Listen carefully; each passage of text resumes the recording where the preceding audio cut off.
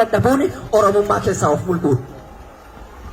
Wanni taatee taate haaloon hin jiru as keessa abbaan kaleessa dhiiga dhangalaaste har'a bor bishaan maa dhangalaastee hin jiru kaleessa wallaalummaa yoo dandeenye gaafas si gorsite yoo dandeenye gaafas kallattiis deebiin har'a carraa arganne har'a siinge har'a achitti waan baallaan dalagin cubbuun dhibiin arbaa achitti hin jiru bilisa. Eegi akka seebiis taate akka ilma Oromoo tokkootti waan Oromoof ta'uuf Oromoof deemu qeerroon Oromoo jaarroleen haga nam'alaa dhiiraan jirtanitti dhimma Oromoo tiksuu ka danda'u haga ganda kanaatti eeguun dirqama malee fedhiillee miti. Nu osoo kennu osoo hin ta'in Oromummaas isin kenne nalleen dirqama kana Oromummaan na kenne hin beekannaa fudhachuu jira. Ambar fulaa kan taa'ee si qajeelchuu hin danda'u. Rakkoo kaleessa caasaa waliin dhaqee ebaluun ebaluutti himachuu jira maalii kanatti himachuu jira maali waan jira akkasii jira maali hin jiru ammaatti. Wanni furmaatatti hin argatu akka aadaa Oromoo akka gadaatti jaarsaa fi jaarsaan qofa furamu. Wanni Oromoo wal dhabsiisu jiru. Wanna ganda kanaa malee wanni Tigraayii dhufe wanni Amaaraa dhufe wanni wasi dhabsiisu iyyuu jiru. Oromoon dura akkasumaan bulaa ture. Ergifata warra dhufiitiin wanti kun gofumamaani hin taane yoo kan goote ilaalcha diinaa seelii diinaa facaasanii deeman har'a dubbii dubbatu keessatti illee mataas hin baane jechuudha.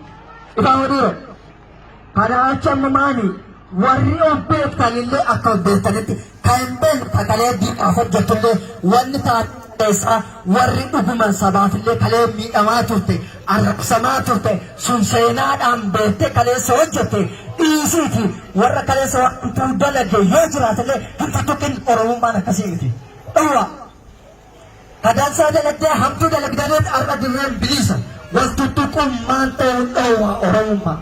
Eegii dhowwaa taate armaachoti waan ta'e cufatti karaa cufu waan ta'u waraan bilisummaa Oromoo bira jetanii tarkaanfii asirra jiru duratti akka Oromoo tarkaanfatu gochuun dirqama Oromummaa kana isin dhaabachuu fudhatanii isinii galee calleessin ta'an maal as keessa maaltu caasaa diinaa kasii himu kaayyoon kan ta'e jettu waswaasa akkasii qabaan akka Oromoof hin dhalanne Oromoo illee Oromoof namni dhalate wareegamaaf of qopheessa yoo qaran beekin fudhatu lubbuun akka waaqaa jirti nuun cufti keenya yuun duuraaf jaalmagasaa jedhu namni jiraataaf hin jiru kasichi dhalatullee hin jiru akka dhalatee miti akkasumaanii of qopheessanii hin taane beeku of qopheessanii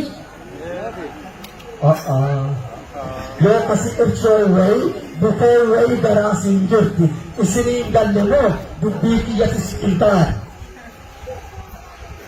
isinii gattee meeroo tokko diina durani dhaabbannaadha. Diina durani dhaabbannaadha. Kaleessa beeki horii bunaa galagalchaa turanii sun aadaa Oromoo miti galagalchaa jiru. Cubbu warri nu ittiin wal falmaa jiru dhiiga wal dhangalaasaa jiru Oromoon tureen tokko du'uu qabu.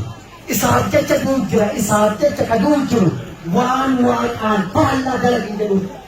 Ammoo Oromoon irraan Oromoon afalmatu jedha maal sodaa jiru hin jirtuni meeroo akkasii hanileen hin galaa guddoon eegodhe irra deebii ta'aati yeroo tokko qonqoo guutu dhaabaa'oo jedhaa malee hin geenye ballee naan ga'u woboodha wooboo abdii keenya daachan keenya ingeenye moo daachan keenya Oromiyaan bilisoomti irraa Oromoon waan jedhate hin gaafu waan jedhe deebi'een tufa akka saree waan dubbate deebi'een itti gasaa nyaatu jenneeni yaa rabbi irra naasii jifannoo bakka Amine.